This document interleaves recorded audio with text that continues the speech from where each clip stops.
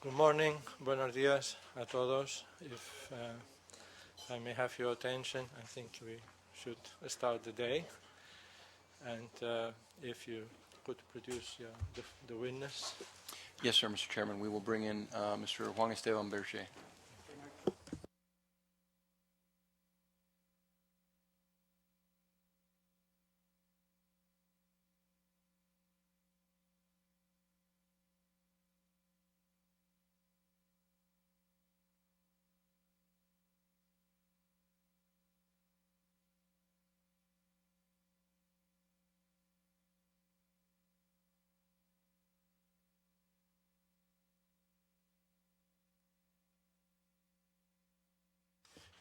Buenos días, señor Berger. Good morning, Mr. Berger.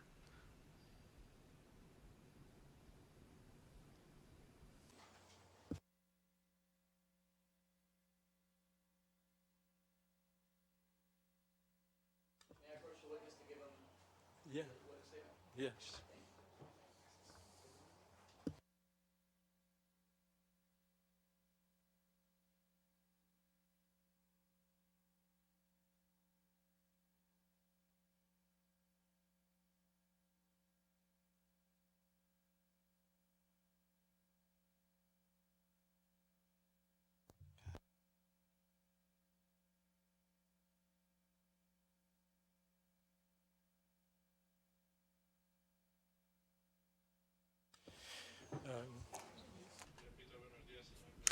Again, good morning, Mr. Berger. Could you please read the statement, the witness statement that you have before you? I solemnly declare on my honor and conscience that I shall tell the truth, the whole truth, and nothing but the truth. Thank you very much. Claimant has now the floor. Respondent has now the floor, rather. Respondent has the floor. Conducting a very brief direct examination of you, and depending on your comfort level, you may want to put the earphones on, or if you are comfortable enough hearing in English, whatever your decision. But I'm going to conduct the examination in English. To be as precise as possible, I would like to address myself in Spanish, okay? So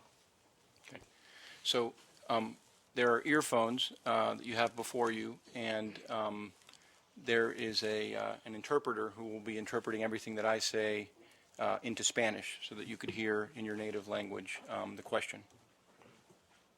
So if you could put those on, we can get started.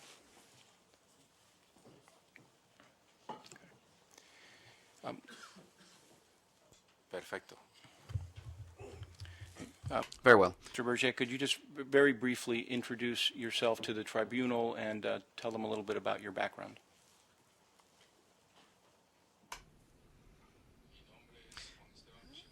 My name is Juan Esteban Berger Whitman. I'm a Guatemalan citizen. I'm a notary and a lawyer in Guatemala, and I exercise the profession of lawyering, and I'm here to serve in these proceedings and answer the questions that the parties may pose in this case. Thank you, sir. I understand you have limited time with us this morning. We appreciate your making yourself available to come and testify before the tribunal. I'm going to cut right to the chase with some questions at the heart of some of the issues in this case.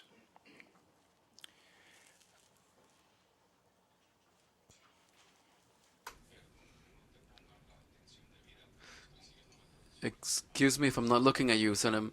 I'm listening to you in Spanish, and I'm not looking at you directly, so forgive me for that. Claimant in this case, Railroad Development Corporation, has made some allegations that a Mr. Ramon Campollo was intending to take away their concession, and that in some way he collaborated with the government, perhaps through you, in order to effectuate that end. Can you please, in your own words, respond to the tribunal in relation to that allegation that they have made in this case?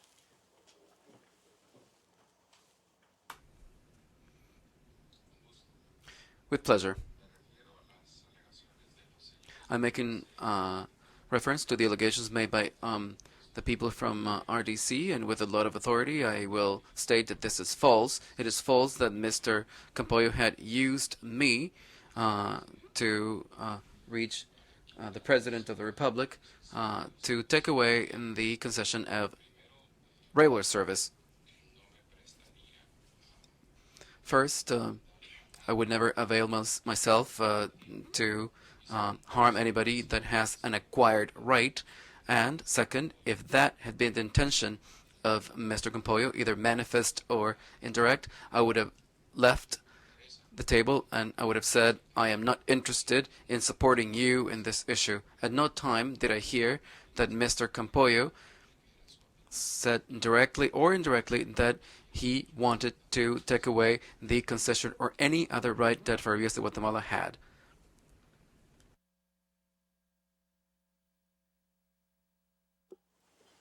Thank you, sir. Did you ever hear Mr. Pinto, Mr. Hector Pinto, do you know who that is? Yes, I did meet him. Did Mr. Pinto ever tell you that he had an interest in taking away RDC's concession?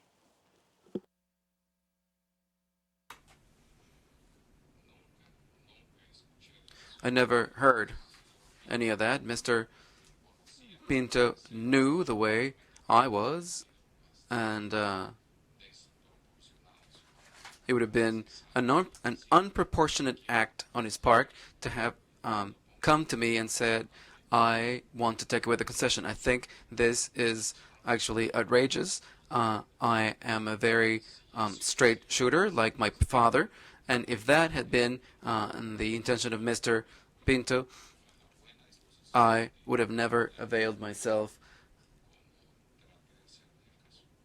for that. I tried to help, as I tried to help in that case. Thank you, sir. I have no further questions. Now the attorney for RDC may have some questions for you.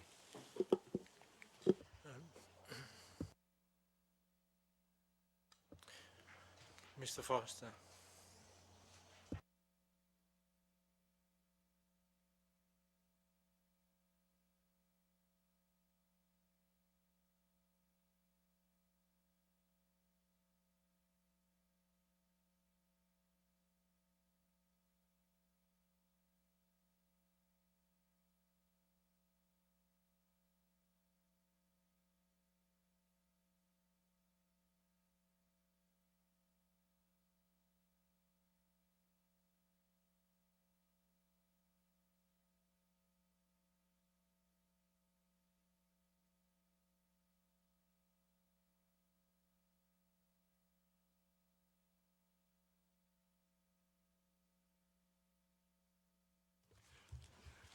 Good morning, Mr. Berger. My name is Alan Foster, and I represent Railroad Development Corporation. I'll be asking you a few questions this morning.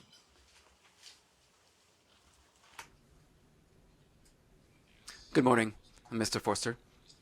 I am here at your disposal. I apologize if I'm not looking at you directly, but I'm listening to the translation. I'm trying not to listen in English. Problem. Are you aware that Mr. Ramon Campoyo has submitted 2 sworn statements in this arbitration? Yes? And you've read those statements?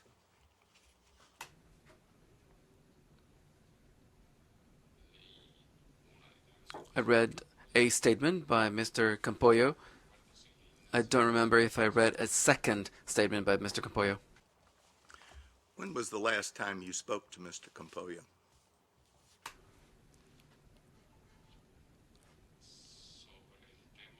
About Ferrovías? Anything?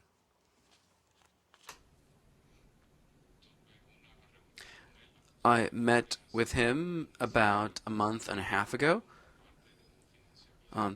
He was the counterpart of financing that an institution that he represented in Guatemala gave a credit to. Did you have any conversation with him about this case or about Ferrovias?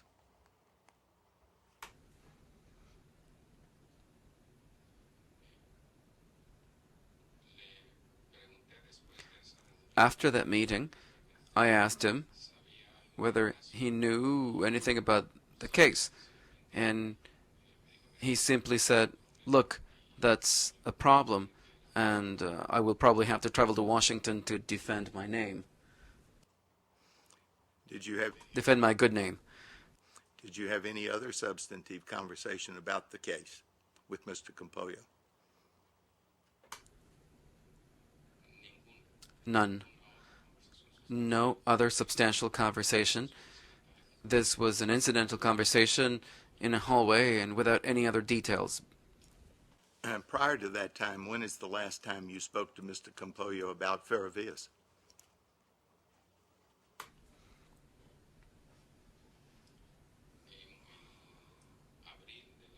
In April 2005. And what was the substance of that conversation?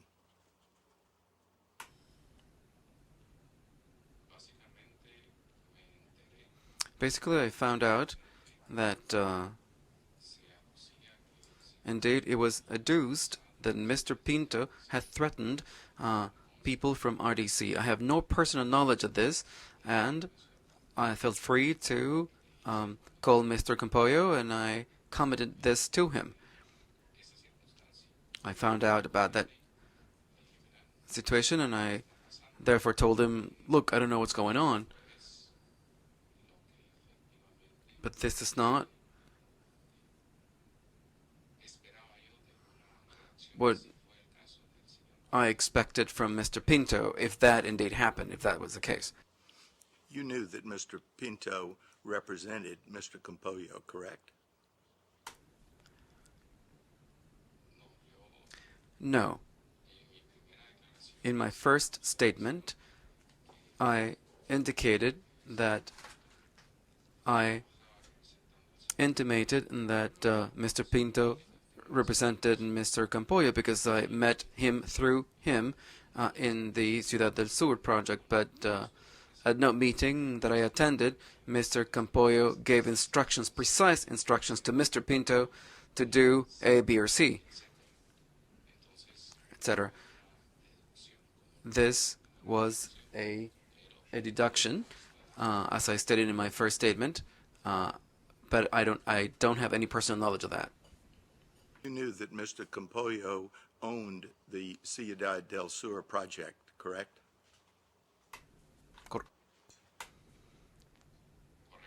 Correct. I knew that the Campoyo family, for a long time now, many years, was developing part of the estate, this agricultural estate, to turn it into a real estate project. And as I said in my statement, universities were there, like Inca Caña and Inca Cap, etc. And you knew that Mr.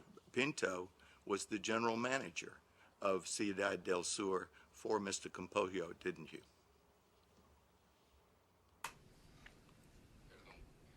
Excuse me. I was introduced to him as a person. Oh, he was introduced to me as a person who was involved with the project. I was never given information that he was the general manager of anything, nor was he the general manager of Ciudad del Sur.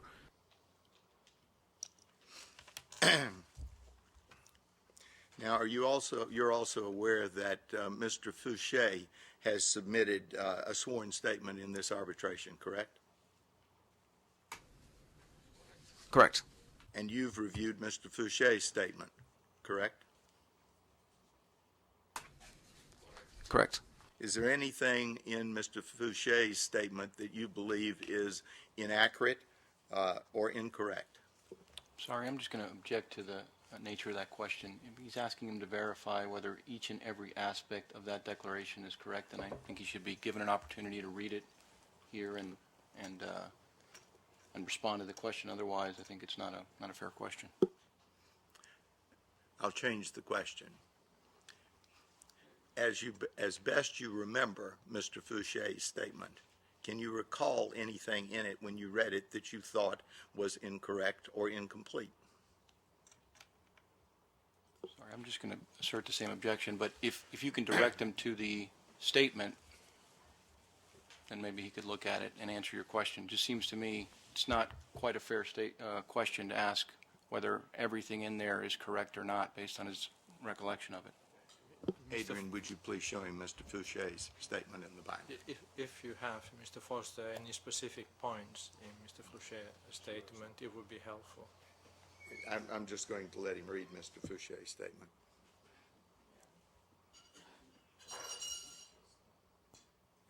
En relación a su pregunta, In connection with your question, indeed, I do know of Mr. Fouché's statements, but I cannot state precisely things because I wasn't present in the meetings that he's making reference to. He talks about a number of events related to circumstances and things, and I wasn't there. So this is not of my personal knowledge. Why don't you review Mr. Fouché's statement real quickly? It's not very long. alguna Do I refer to a specific section of this statement? Statement. We just request that he be given his original statement in Spanish.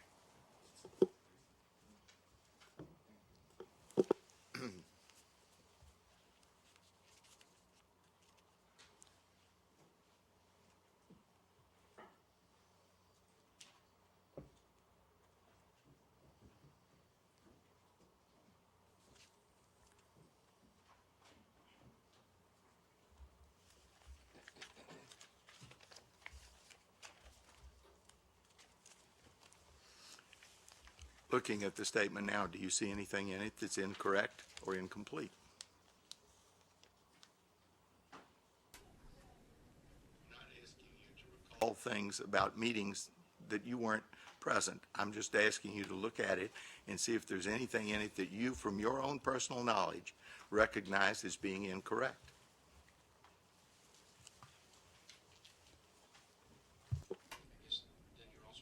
Read the entire statement first Okay. before answering. That's the reason I gave him the statement. I'm sorry. Myself. Estoy en interferencia with the microphone. There's an interference with the mic with my cell phone.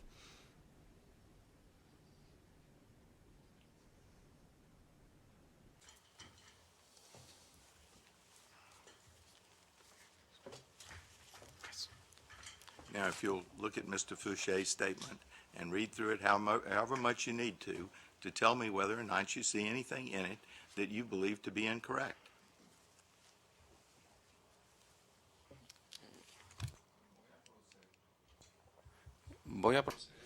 I'm going to read the whole statement, and then if I find one of those aspects, I will give you my views on it. Thank you.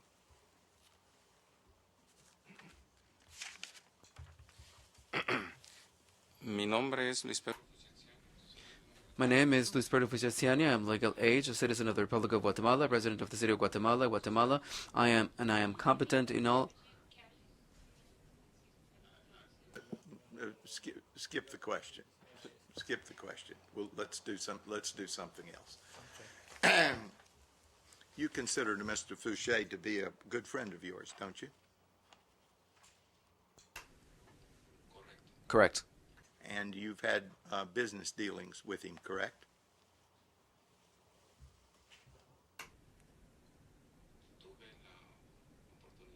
I had the opportunity of working with him in a real estate project. Worked together with him. It was an interesting project. We did very well. Unfortunately, since this wasn't our core, we left that and we came back to our thing. This was back in 05, 06, if I remember correctly.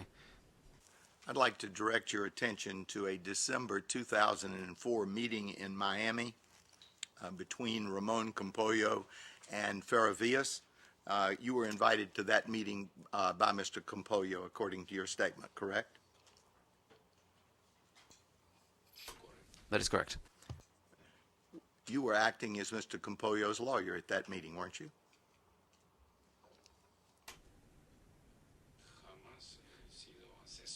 I had never been a legal advisor of Mr. Campoyo, neither historically nor professionally. At that meeting, I was invited by Mr. Campoyo, and I stated that in my statement. I was there because I have background in the Feravias case. Tell the Feravias representatives at that meeting that you were not there as Mr. Campoyo's lawyer, did you?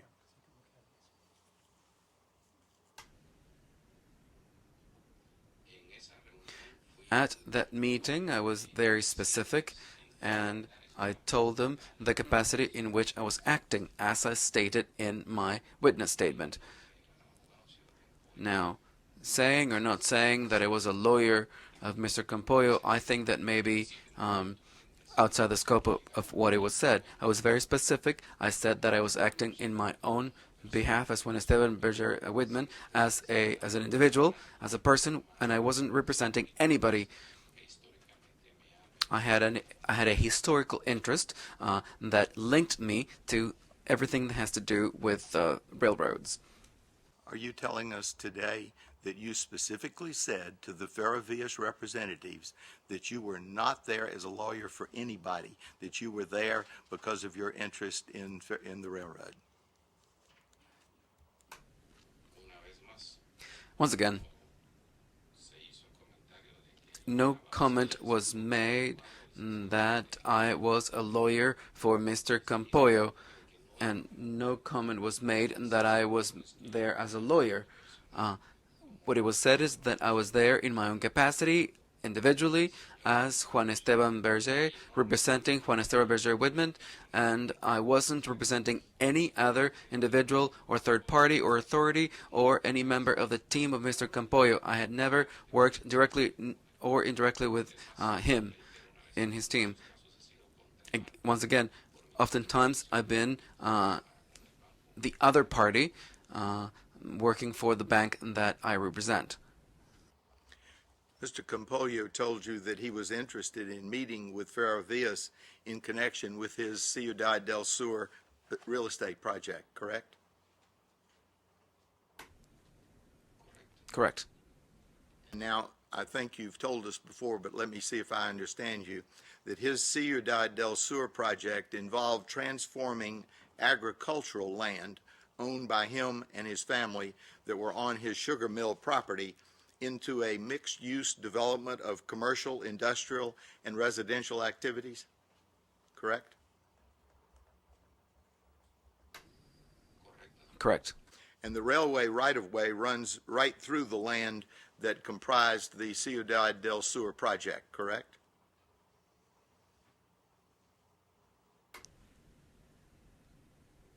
Correct.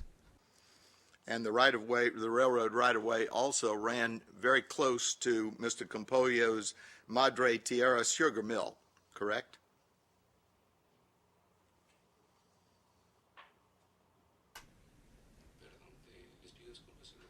Repetir la pregunta, la traducción. Could you please repeat the question, the translation, because I was listening to English only. Sorry about that. Certainly, no problem.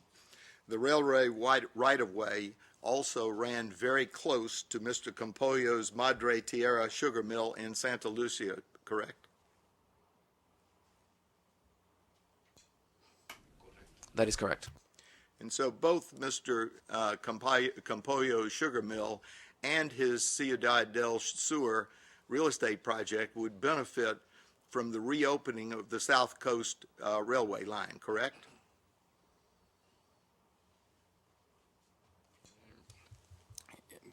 Yo estoy en desacuerdo. I disagree with that, first because Ciudad del Sur had already existed, as I said, and as I said in my statement. There was a group of highly prestigious architects in Guatemala who drew up a pilot plan, and it already for many years has been the site of universities, high school institutions, INTECAP, and so on. So Ciudad del Sur as such did not depend directly on the railway. The railway going through Mr. Campoyo's properties was simply one more possibility. or not. I just ask you, wouldn't Mr. Campollo's sugar mill and his Ciudad del Sur project benefit from having the south coast of the railway reopened?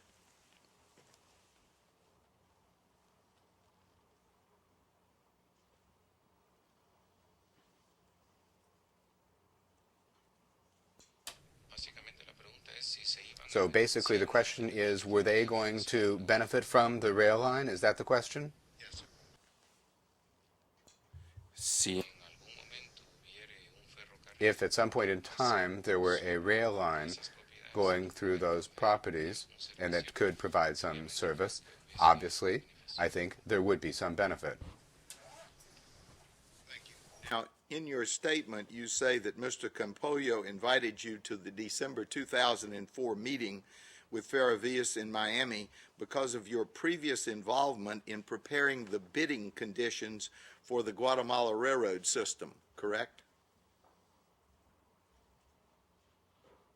básicamente, Basically, when Mr. Campollo presented Ciudad del Sur to me, and among others, the question of the vocation of being able to use the rail line came up because it happens to go through part of the property. I commented that I had the pleasing experience to provide support in the onerous usufruct concession, which in 1997 was granted by the country to Ferrovías, and that I was familiar with various of the aspects of that project.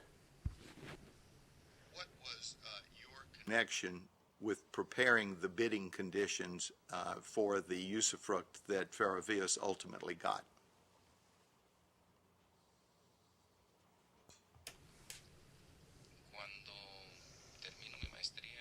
When I ended my master's, when I got my master's in Boston, friends at Schatz and Bowen in Miami opened the doors to me at an International Associates program in 1996. I went back in late 96, 97 to Guatemala.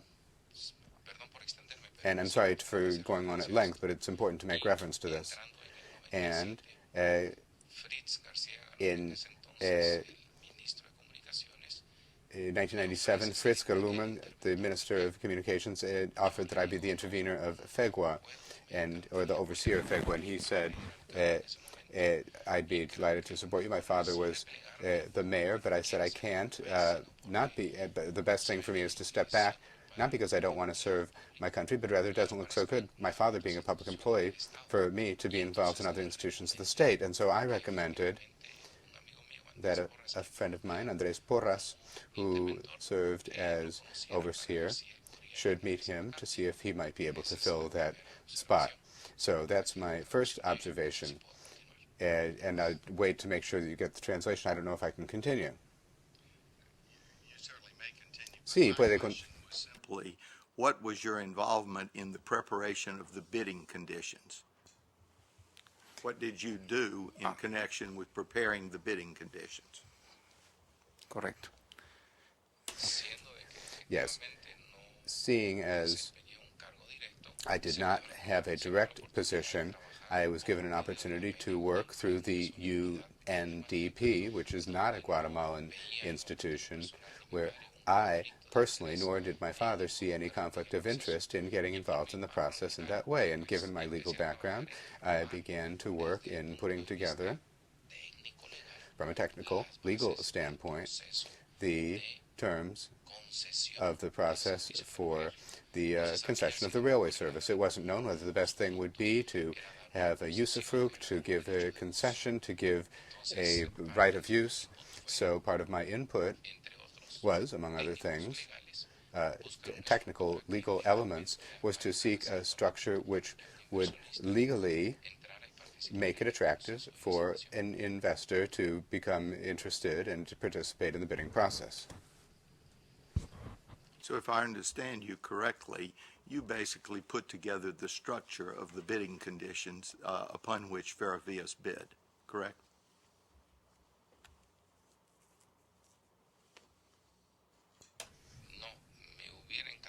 No, I would have been delighted to have participated in that way because perhaps personally and because I was younger at that time, I became very impassioned with the whole process. But there were some aspects of those bidding conditions with which I disagreed. So I wasn't able to do that. My work was very much limited to the eminently legal issue. And what was the eminently legal issue that your work was focused on? Trabajé I worked basically to come up with a legal structure that could be interesting for an investor, such as is the case of an onerous usufruct contract, and I worked on the structure of the contract. You had no relationship or involvement in the economic terms? Do I understand you correctly?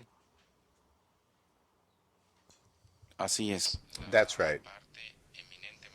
The eminently technical economical or economic aspect, well, I worked with Mr. Guillermo Canse, who helped me out on the legal aspect, but he was in charge of that together with the consulting firm, which was contracted at that time specifically to do that work.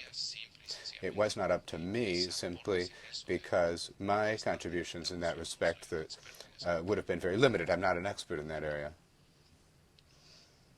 You do know that Ferrovias didn't have any input in the preparation of those bidding terms, correct?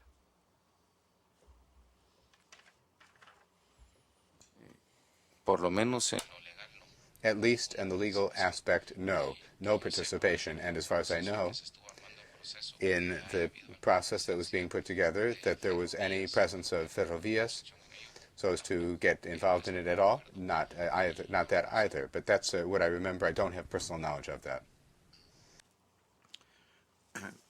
Were you aware of any errors or omissions in the bidding conditions?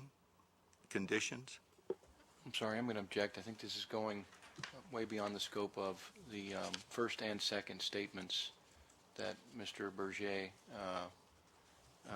submitted in this case.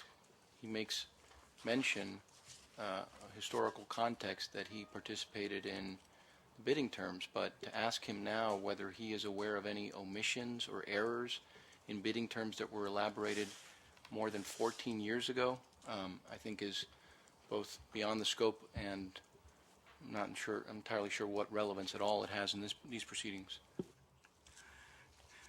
The respondent is contending that there were all sorts of errors in connection with the granting of this usufruct. This gentleman raised the whole issue in his statement that he was involved in preparing the bidding conditions. I certainly think it is appropriate inquiry to ask him whether or not he was aware of any errors or omissions in the bidding conditions.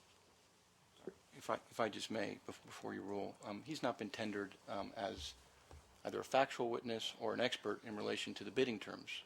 He's been tendered as a factual witness in relation to the allegation that claimant made about some alleged conspiracy relating to Mr. Campoyo. That's what his witness statement deals with, that he mentions anecdotally that he had been involved with the preparation of legal aspects of the bid. I don't think opens the door to him being asked whether there are any errors associated with the bidding terms.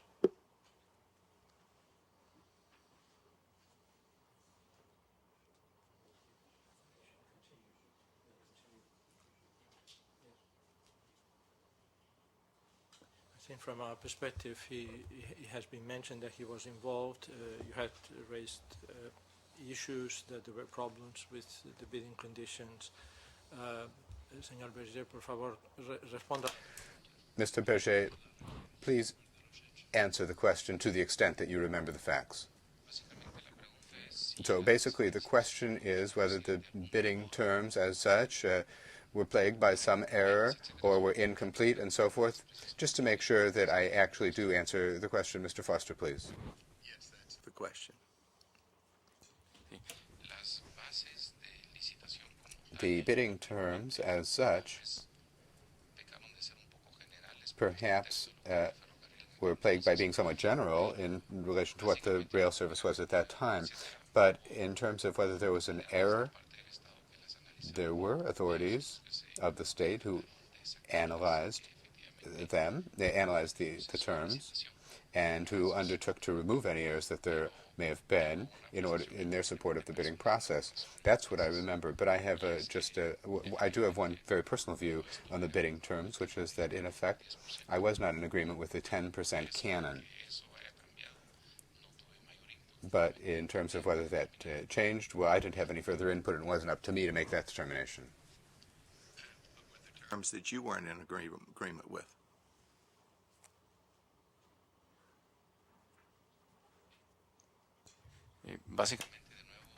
Basically, once again, Mr. Foster, I did not agree with the payment of a 10% canon because it seemed to be a somewhat confiscatory scheme. One would invest, and independent of whether you gain or earn money or not, there's automatically a 10% charge that goes to the state. But that went beyond the legal issues I was dealing with. Back to the meeting in December of 2004, you say in your statement that your only interest in attending that meeting was your desire to see Guatemala equipped with an efficient railroad system, correct? Correcto. Correct. Also attend the meeting because of the interest of your Korean clients in the Ciudad del Sur project? No. No. My Korean clients have nothing to do whatsoever with Ciudad del Sur and the Ferrovías question. Not at all.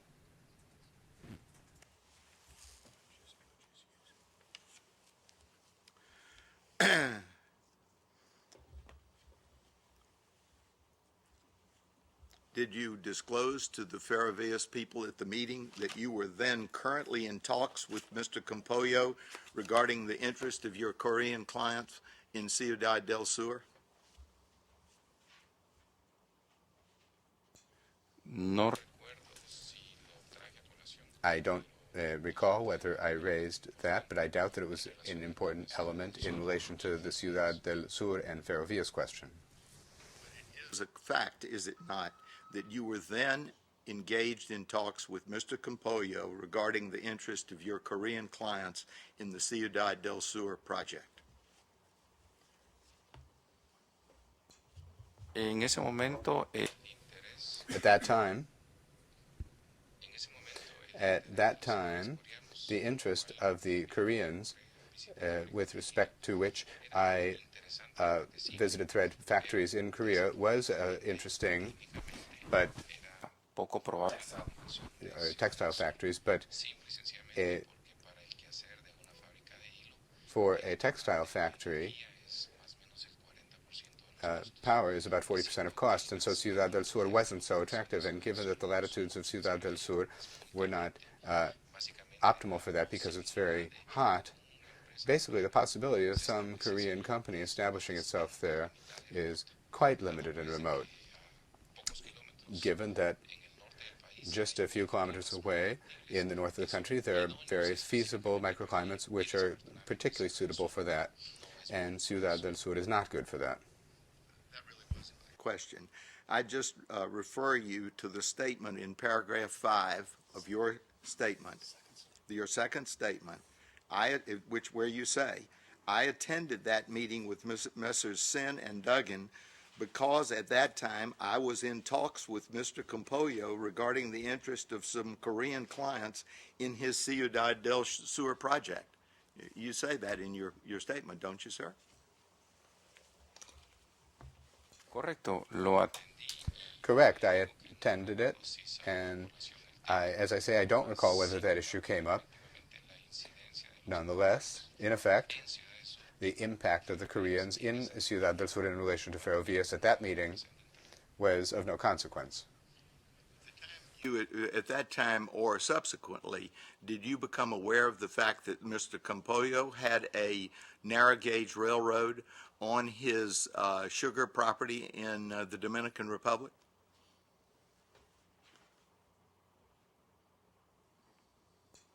No sabía.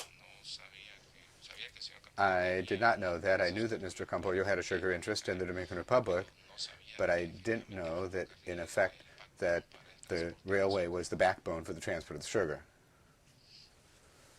Also say in your statement that when your father was the president of Guatemala, he forbade you to involve yourself as a representative of the government in any matter involving the republic to avoid any appearance of conflict of interest, correct? Correcto. Correct. Attending the December meeting in 2004, did you speak with your father about your attendance at this meeting between FVG and Mr. Campollo? Nunca. Never to this day. I've never had any discussions on the railway issue with my father. Only one appointment, which, with a certain reserve given his disposition, at the request of Jorge Sen, I made for him for Mr. Henry Posner, or with him for Mr. Henry Hauser. But that's the only dealing I had with my father with respect to the railway matter.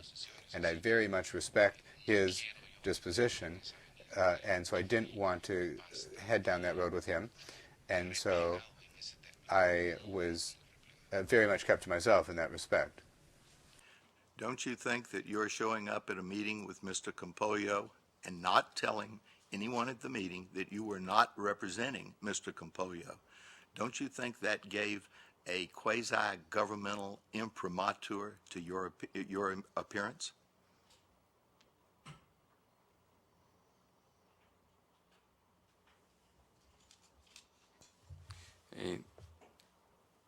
Absolutamente. Well, every time that I go to a meeting, that I was going to a meeting at that time, when my father was a public official, the first words that I would say would be to clarify that I am here, Juan Esteban Berger, on behalf of Juan Esteban Berger, as a Guatemalan citizen whose national ID number is such and such, acting on my own behalf.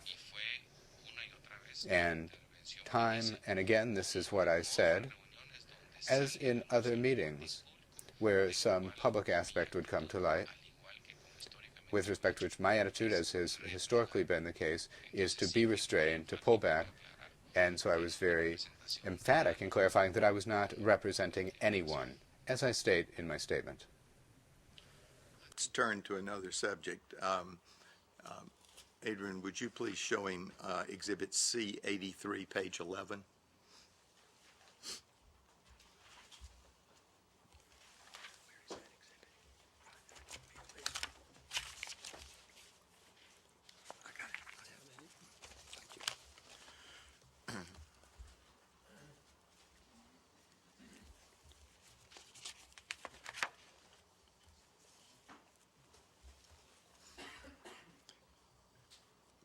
You have that before you? Sí. Thank you. Yes. If you look at that chart, which sets forth the ownership of certain sugar refineries in Guatemala,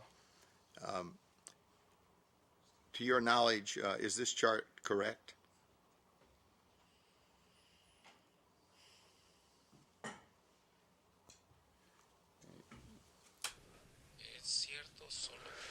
It is correct. It just has one mistake on the last line where there are two asterisks where it says Holder of the Madre Tierra.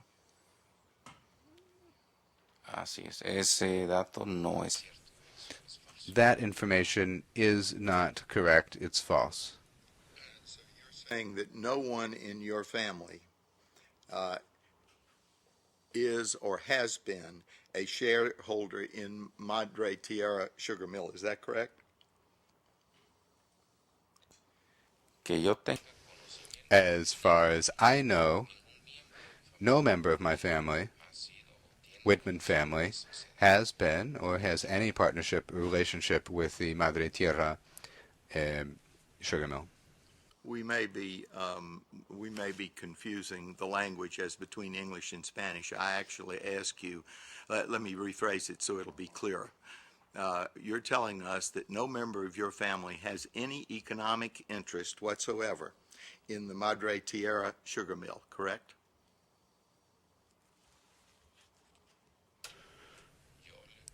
No. What I answered is that no member of my family is a partner or a shareholder. As the document says, it says shareholder, which in Spanish would be socio.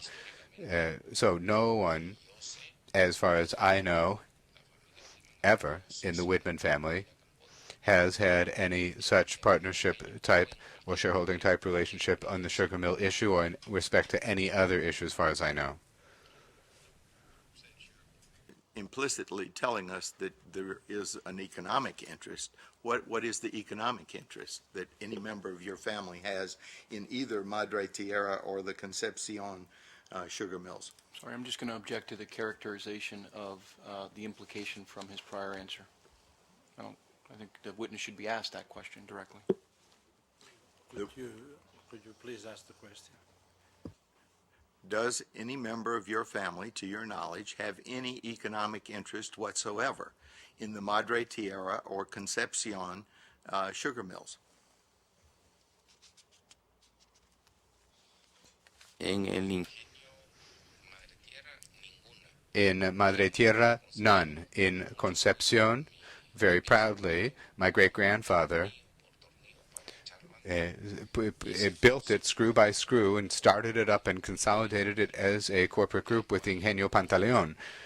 And my maternal grandfather is very proudly a shareholder in that. Grandmother, interpreter corrects himself. By 2 asterisks is correct in that regard, correct? I'm sorry, that is a very vague question. I'll try it again. So the footnote marked by 2 asterisks that says that the Whitman Group is a shareholder in Concepcion sugar refineries, that is correct.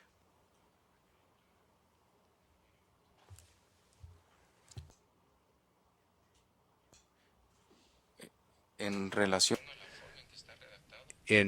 terms of how it's drafted, in effect, the Whitman Group was a shareholder in the Concepcion sugar refinery. Today, that no longer exists. It's now the Grupo Pantaleon. But at the Concepcion sugar refinery, yes, I reiterate, it was my great-grandfather and my grandfather who brought it up from nothing and who maintained interest in that project. So your family is a shareholder in the Grupo Pantaleon, correct? Correct. Am I correct that the Madre Tierra sugar mill is part of the Pantaleon sugar group? No, there is no relationship whatsoever. They are 2 independent groups with independent shareholders. There's no property relationship, property rights relationship between Madre Tierra and Concepcion, as far as I know, to this day. After the December 2004 meeting that we've been discussing, it was your understanding that Mr. Pinto was authorized to negotiate on Mr. Campollo's behalf with Ferrovías, as you say in your statement, in order to reach an agreement to exploit the right of the railway with a view to support his Ciudad del Sur project, correct?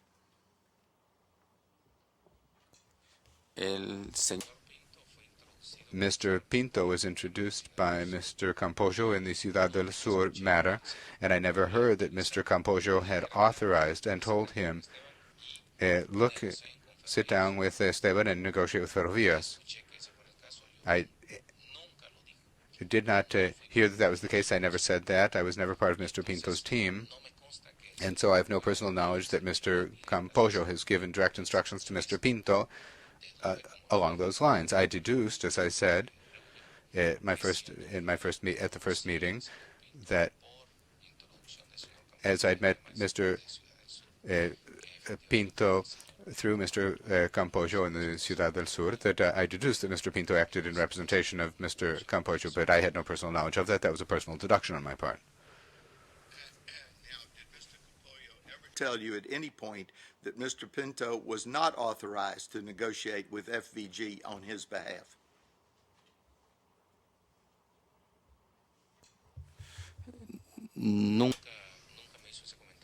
He never made that comment to me. We never talked about Ferrovias, that is to say with Mr. Campoyo, other than at the Miami meeting. And reading the statements, obviously Mr. Pinto approached Ferrovias afterwards with Mr. Sen to discuss possible agreements between the parties. But I never heard Mr. Campoyo say that he was authorized or that he wasn't authorized. Statement, you say that after the December 2004 meeting that there were several consultations between Mr. Pinto and yourself regarding the railroad and the usufruct, correct? Correcto. Básicamente. Correct. Basically, when I made the comment on my awareness of the Ferrovias issue through UNDP, I kept one of the bidding terms as memorabilia, one of the ones that friends from RTC had, and I think there were 7 other companies. It was an envelope that had microeconomic information on Guatemala and so forth, and I gave one of those to Mr. Pinto as a reference to what the right of onerous usufruct that had been granted to the people from RDC included and what it did not include. So from that I deduced, but I did not have any information that Mr. Pinto, reviewing the documents, had sought me out for consultations. Adrian, please show him Exhibit C41.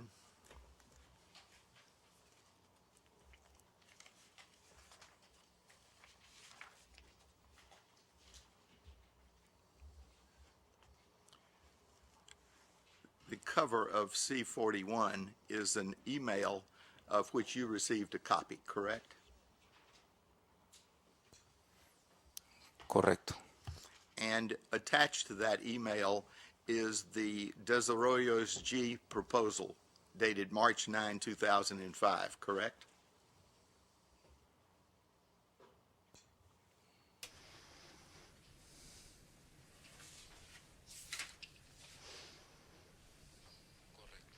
Correct.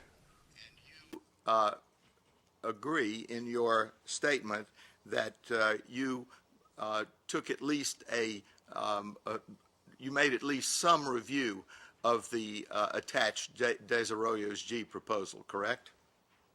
Sorry, I'm just going to object to the characterization of his statement.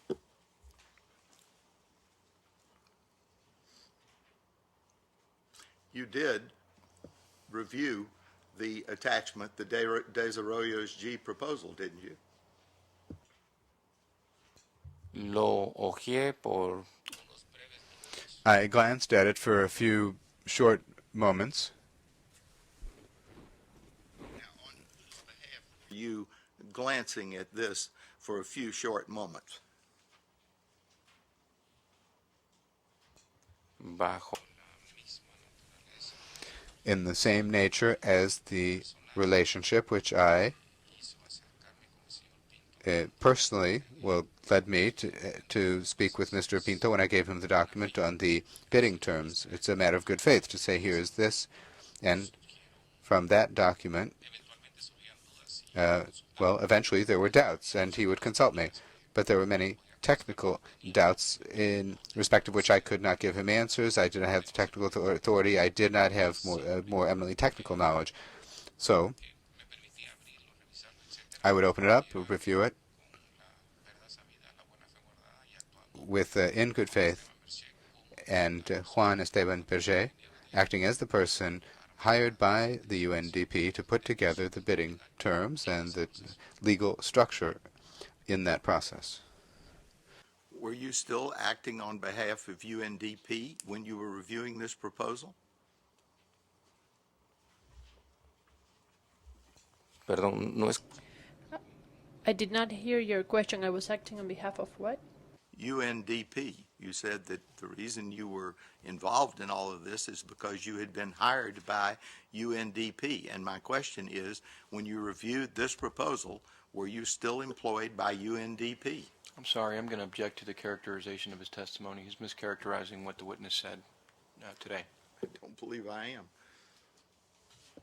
Could you base your question on the statement on UNDP in paragraph 5?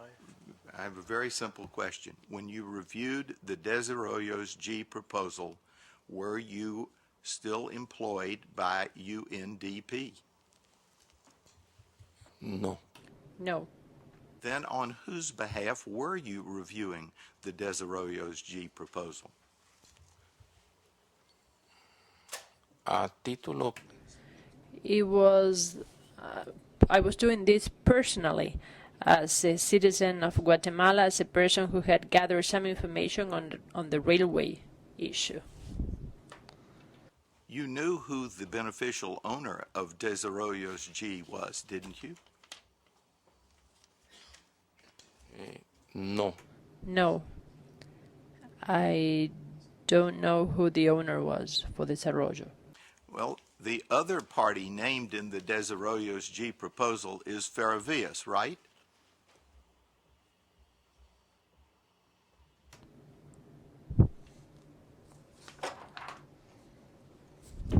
And you weren't Correct.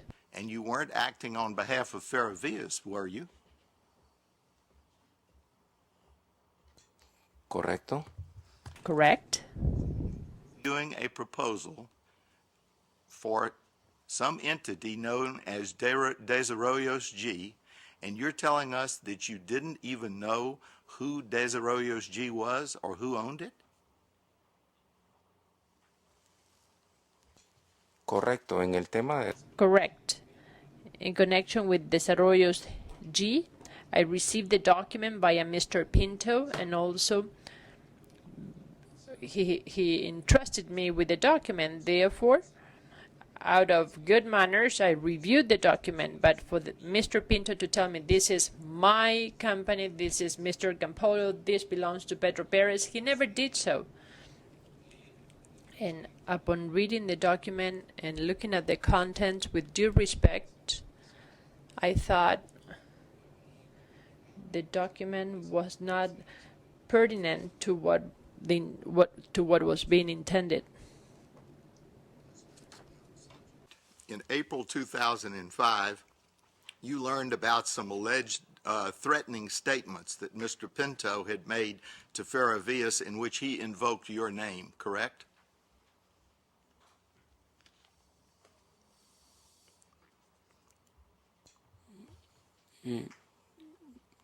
¿Podría repetir? Would you please repeat your question? I was thinking about something else. In early 2005, you learned about some alleged threatening statements that Mr. Pinto had made to Ferrovías in which he had used your name, correct?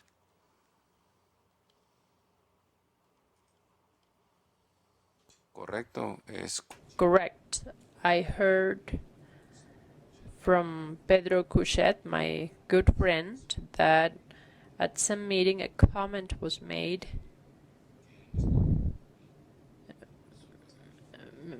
who Mr. Pinto had allegedly threatened people from RDC. That's what I heard.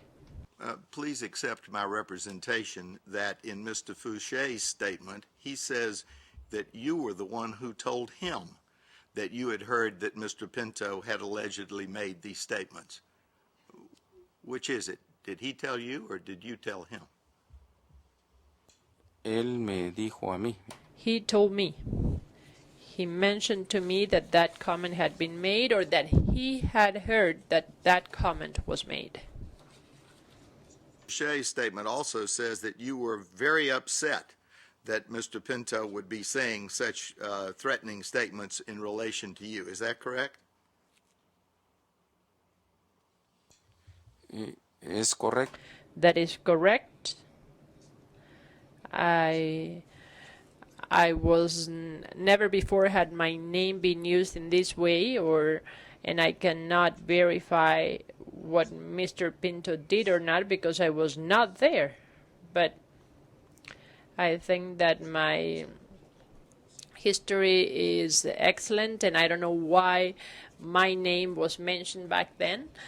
And I would like for my good name to be maintained. And from what I heard through Mr. Fouchet, what Mr. Pinto said was nothing positive about me. Mr. Pinto, and talk to him about it, did you?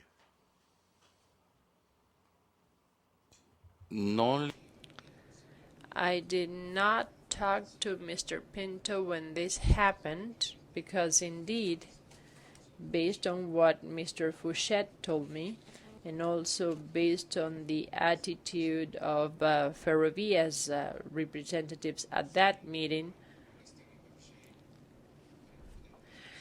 they described Mr. Berger as someone who was abusive,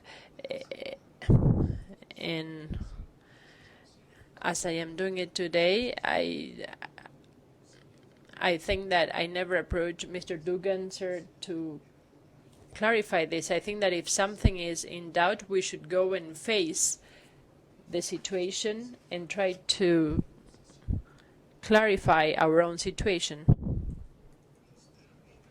To Mr. Pinto or Mr. Dugan, what you did was ask Mr. Fouchet to go to a meeting between Ferrovias and Mr. Pinto, correct?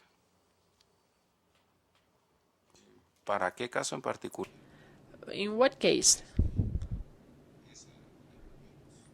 Because that meeting took place before I heard about that. So I think that it was at that meeting that Mr. Fouchet heard about that. Didn't you ask Mr. Fouchet to make sure that the Ferrovias representatives knew that you were not going to do any of the things that Mr. Pinto had said you were? Isn't that true? El señor Fouchet me conoce muy bien, Mr. Fouchet knows me very well. He knows my background, and I never need to ask him to speak on my behalf when he knows that my name is going to be part of a discussion. So, given our affection, I think that his attitude was clear. Of Mr. Horta asked how we are on time. So You have about 80 minutes now. Thank you. thank you. But my question, this case, you asked Mr. Fouchet to clear your name with the Ferrovias people, didn't you?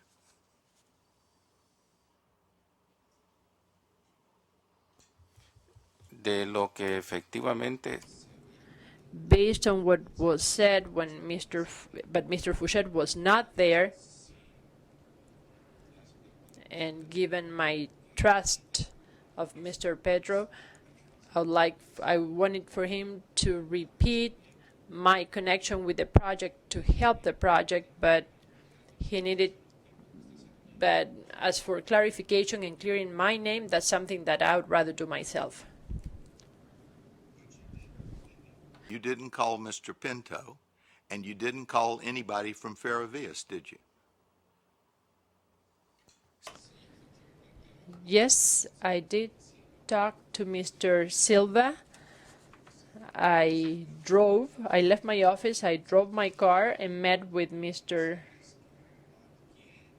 this person, and I told him that anything that Mr. Pinto may say or any threat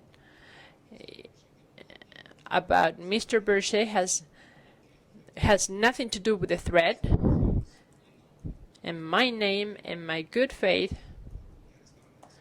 to help were always there. This was not a hostile meeting. This was not an embarrassing meeting. It was a meeting just to clear the situation, and this is the same way I'm doing it today. They advise you that you should personally clarify the situation with Ferrovias?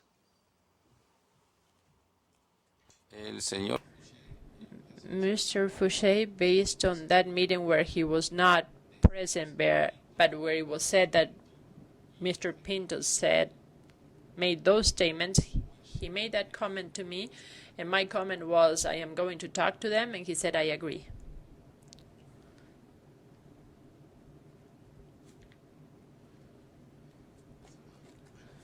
Fouché advised you to do the clarification personally, correct? no, esa fue una de No, that was my own personal decision to go and clarify the situation, as it was also my decision to come here and be here with all of you today. Meeting with Mr. Sin and Mr. Dugan? no, tú No, I did not. I had a meeting with Mr. Silva and Mr. Duggan at Mr. Silva's office just to clarify this situation. This situation?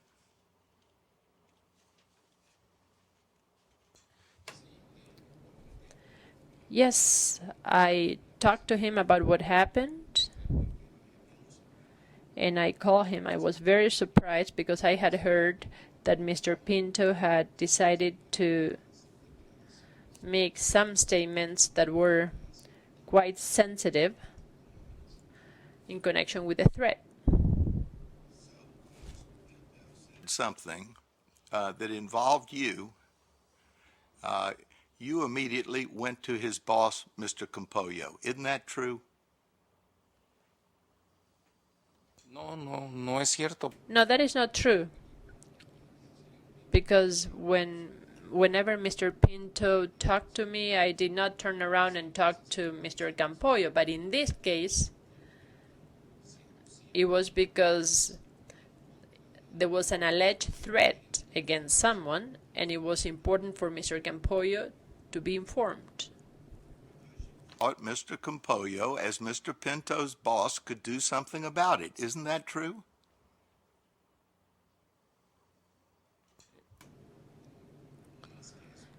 It goes beyond that.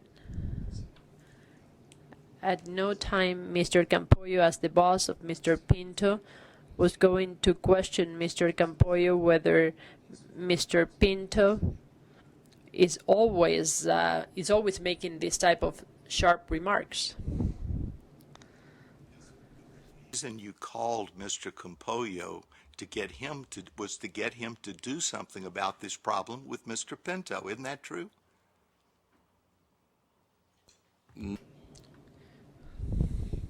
I did not call him for him to do something, because I did not call him to complain about Mr. Pinto. I just called him to let him know that my name had been mentioned in connection with the threat, and that I was deeply disappointed, but I never told him, please do something in connection with Mr. Pinto. I just expressed the facts as I had heard them. Okay, sir, let me shorten the question then. You called Mr. Campollo because you knew he was Mr. Pinto's boss, didn't you? Sorry, that's been asked and answered now a couple of No, times. it I hasn't. think. I'm sorry, but he has not answered that question. So, could you please answer yes or no? Llamé al señor I called Mr. Campollo because Mr. Pinto, in some other situations, such as, for example, Ciudad Soraya, had been working with him, and he introduced me to him, and I told him about the facts, and I also conveyed to him my bad taste about the situation and how Mr. Pinto had acted. Thank you, Mr. Berger. That's all the questions I have. Thank you, Mr. President. Thank you.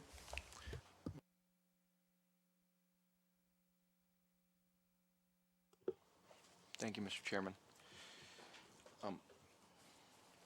Just to clarify two very minor points. You were being asked some questions in relation to a sugar business in Guatemala with the name of Concepcion. You recall that?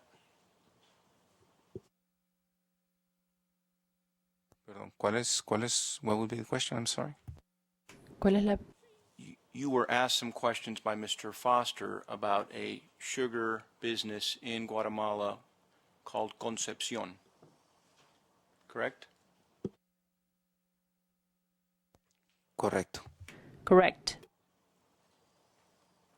And you mentioned that your family used to be a shareholder in that business, correct?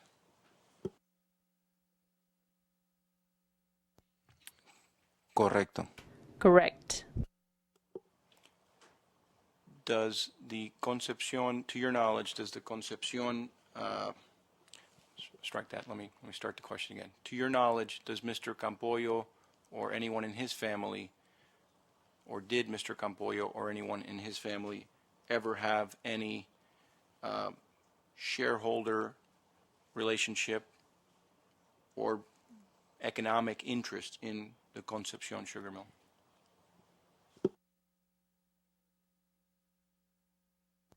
De lo que yo tengo entendido.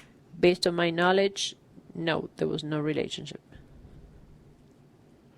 I think this issue is set forth in your statement, but in relation to the meeting that you attended in December 2004 that you were asked about, or your review, your brief review of the document that Mr. Pinto sent you, did you ever request payment for either of those activities or receive payment for either of those activities? No, never. I did not receive, I did not request any payment. Professionally, I do not like to be exposed in areas that are beyond my control. I never worked or have received a salary or an amount of any sort from Mr. Campoyo. So professionally speaking, in my connection as a client, in the client-attorney relationship, I did not have that type of relationship with Mr. Campoyo. I have no other questions at this time.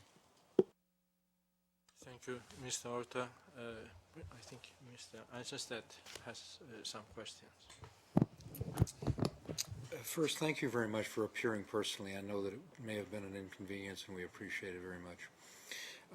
I want to get a better understanding in general of your relationship with Mr. Campoyo. Do you have a personal friendship with him? Have you had any professional relationships? How long have you known him? Give the tribunal a sense just of your overall relationship with Mr. Campoyo.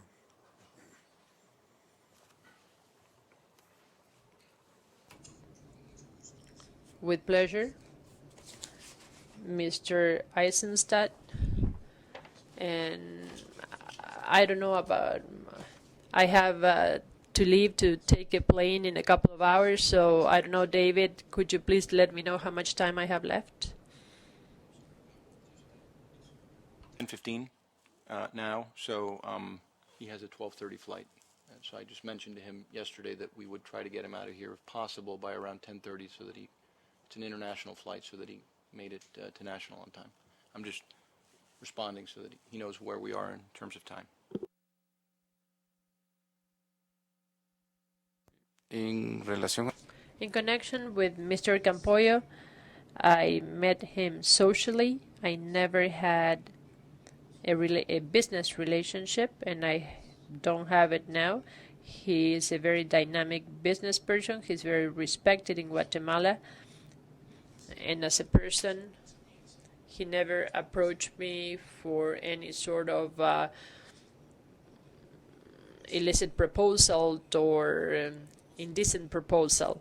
I do not have any business relationship with him. I never had that sort of relationship with him. Has he had a political relationship with your father? Was he a political supporter, so far as you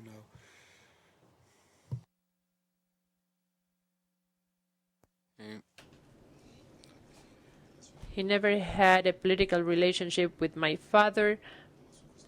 My father, throughout his public office, time in public office, never had any political relationship with Mr. Campoyo. I think that there is mutual respect as business persons, but personally, my father never had more than a kind relationship with him, cordial relationship. You mentioned that you were working on the bidding documents for UNDP. Because there are a lot of separate documents here, a lot of separate contracts and deeds, 41, 143, 158, 402, 820, and so forth. Which ones did you work on for UNDP, and what was the nature of your work for them?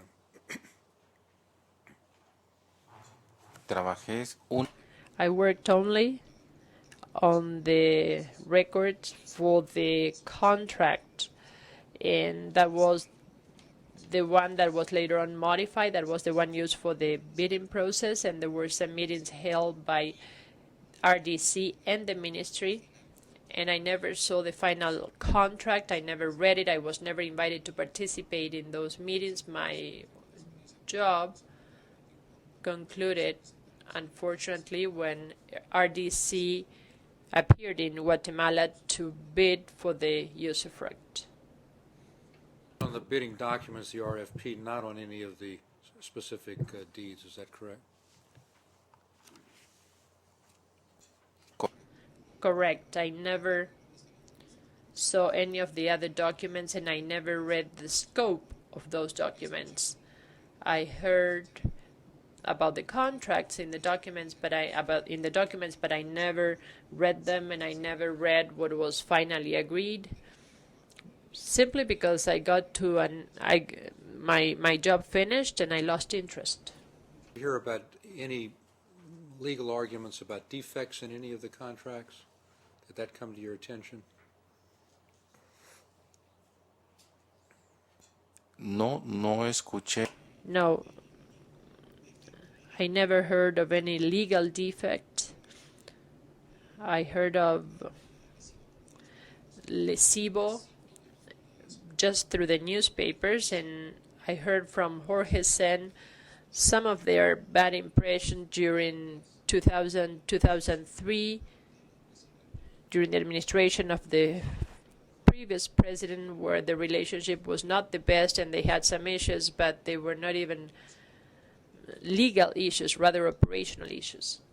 I would like to have a better understanding about the December 2004 Miami meeting. Who invited you to the meeting and why?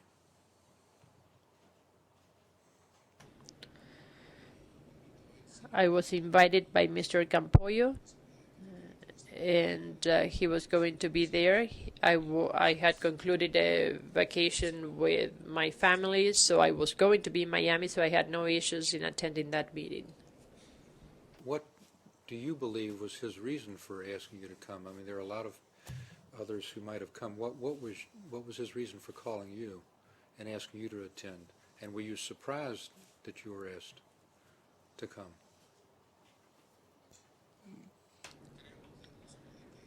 I conclude that Mr. Campoyo thought that I had some knowledge when referring to the railway issue based on the other presentation, and he thought it was pertinent to go to that meeting with him because it might have been a good thing for me to participate. Railway issues would he have possibly imagined you had expertise in with respect to this particular meeting and the subject of the meeting?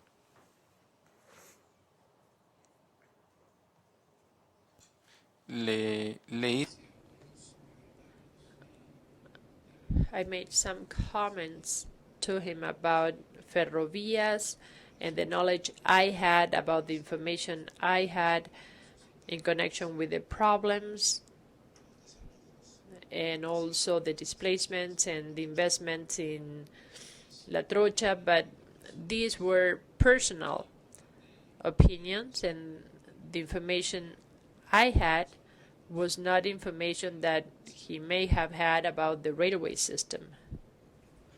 Set of problems, and from whom?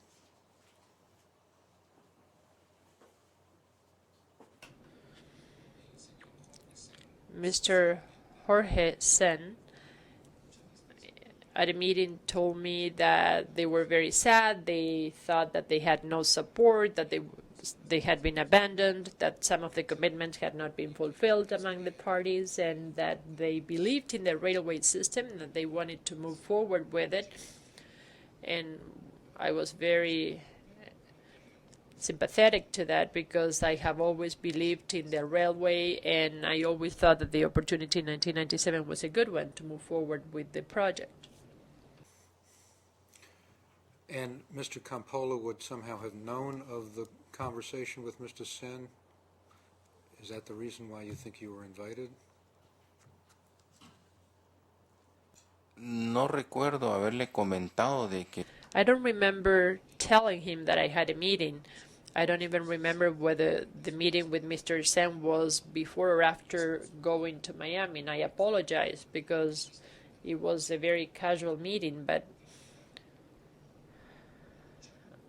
it is not clear to me what happened first. Contributions at that meeting.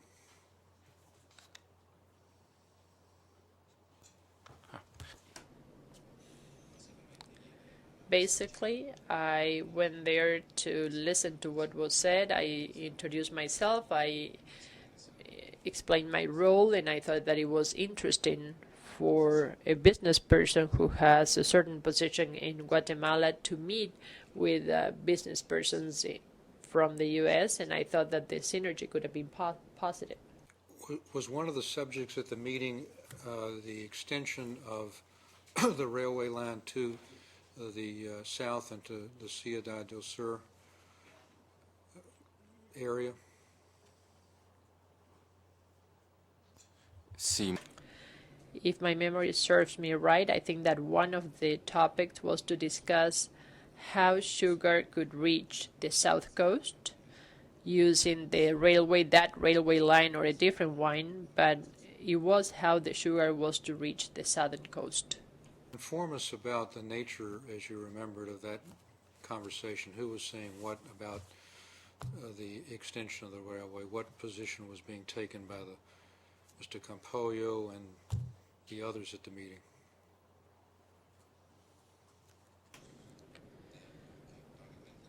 Based on my vague recollection, we discussed issues at 60,000 feet. That is to say, there was no information, it was very cordial, and it was just an approach to see how we can think about the issue, but we did not discuss any issue in particular or in depth.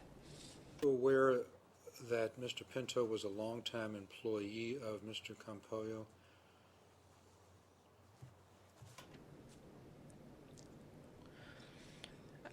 Based on the information I have, Mr. Pinto worked with Mr. Campollo in different businesses, but I did not know that he worked with him. I did not know that he trusted him, and the issues that I discussed with Mr. Campollo, Mr. Pinto was never an agent. I am very aware of the managers in the sugar mills, and Mr. Pinto was not an outstanding figure in those transactions or businesses. On the Exhibit C41, the email that was referred to, which you said you glanced at, do you have any idea, this is the Desero's G proposal, do you have any idea of why you would have been copied on that proposal? como el señor Pinto continuamente As Mr. Pinto was constantly talking to me over the phone and having some questions for me, maybe he sent me a copy for me to glance at it and make any comments I may want to make. What kind of questions did he have for you? You said he asked you a number of questions and asked for your comments. What questions and on what topic? yo le comentaba mi quehacer I told him about what I did in connection with the issues that were going on with the concession and the advances that the concession made. And one of the arguments that we defended, the technical route that is that we needed an operator who was not a fly-by-night person, and for that person to come in and fix it and then sell it for a lot of money. So we needed a company that had railway experience, and that is the company that would exploit the concession, the railway concession. The spirit of the concession was for the railway to be activated, to have people that experience and expertise to move the railway forward, amongst other things. Who is we in this case?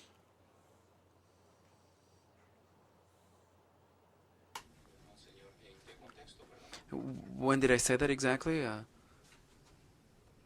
Said in answer to my question that we felt we needed something that was not fly-by-night and that would be capable of going in. I'm just asking who the we is in this case. Mr. Guillermo Calcia and the consulting company and the other people that supported us during this process of preparing the bidding conditions back in '97. 20 years later, so I mean the bid is done. Are you still referring back to the same company that prepared the bid years earlier? When you say we? That is correct. I'm talking about the effort, a 1 year long effort. We were analyzing the best scheme. Guillermo Calcia and the other people that were with us, we firmly believed that the grantee would be a railway operator, and that is why I said we. What knowledge before you got the email did you have of this Desarrollos G proposal? Did this come as a complete surprise when you were copied on it?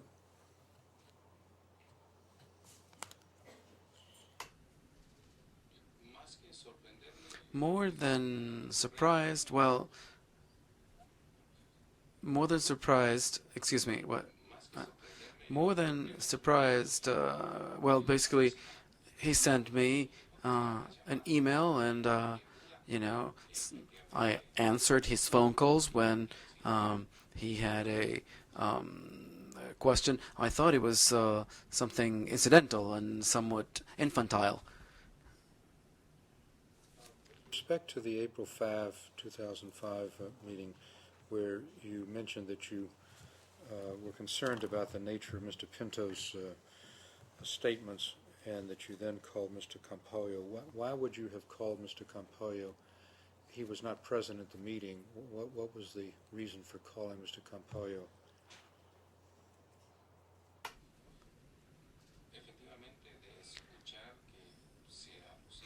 I heard that my name was being used, and I called Mr. Campollo just to share my experience of what had happened and to ask him, in passing, whether Mr. Pinto operates in this way, whether he has had outbursts of this nature, whether he has the authority, or whether he had made these kinds of accusations, if that was really the case, right? What was Mr. Campollo's response to your questions?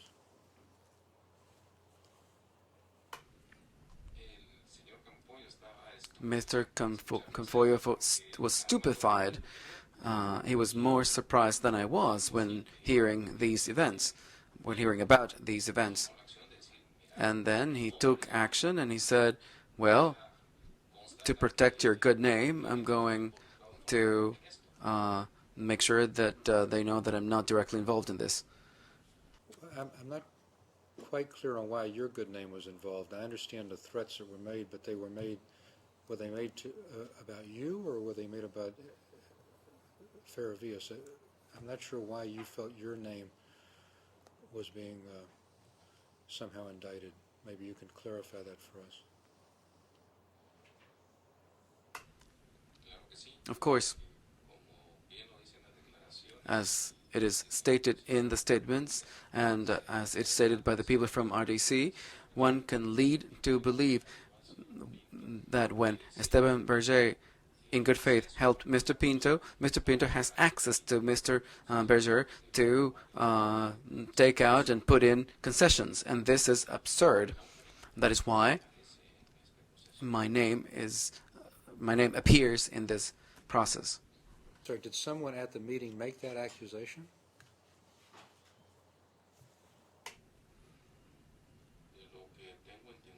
From what I understand, on the basis of the accusation of that meeting, well, I wasn't there, I wasn't present there, I cannot make sure that that happened, but out of the information that Mr. Fouchette gave me, he was a friend. He said, look, I heard that a comment was made about your person, about you, in such and such terms. And what did Mr. Fouché tell you they were saying about you that got you concerned?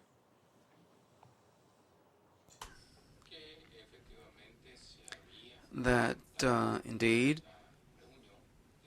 comments had been made in that meeting. He was not present at the meeting, but that the concession was going to be taken away from them via a threat. And the RDC people adduced, from what I understand, is that since I had supported Mr. Pinto when clarifying some doubts for Mr. Pinto, etc., that was going to happen via Mr. Berger. RDC was alleging that you were going to intervene with the concession. Is that what Mr. Fouché was trying to tell you?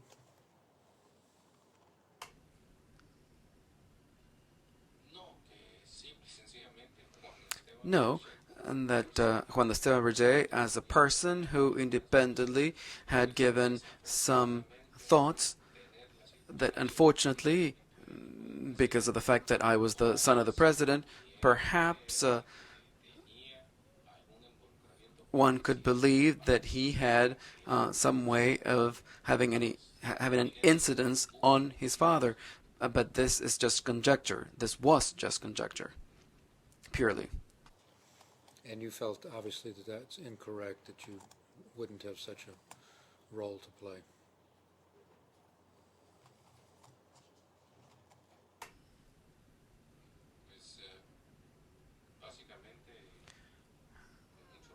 Basically, and I'm very proud to say, I'm 41 years old, and I have never threatened anyone.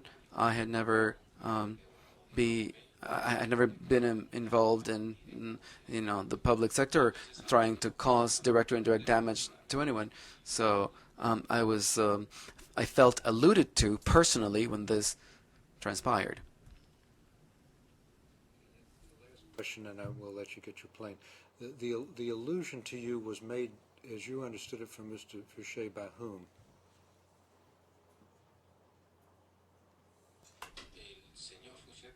Mr. Fouchette was not present at that meeting,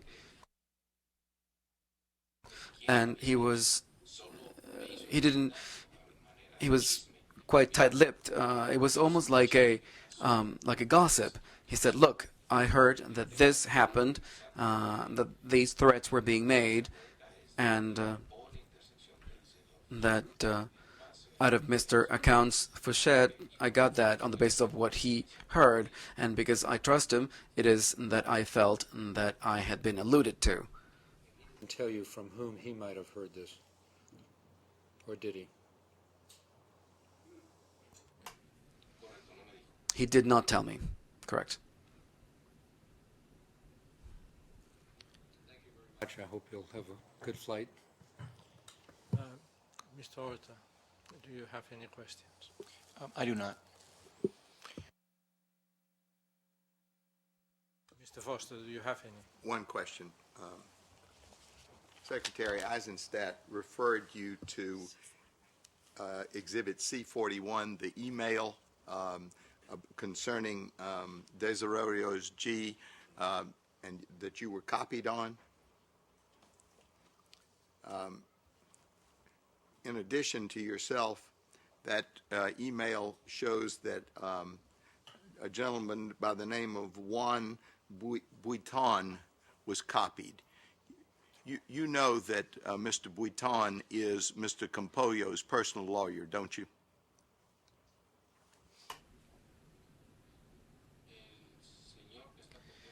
the person copied here is the son of Mr. Huitron. Juan Huitron is not a lawyer. He's not an attorney at law. His father, Jose, is a lawyer and is the advisor of Mr. Campoyo.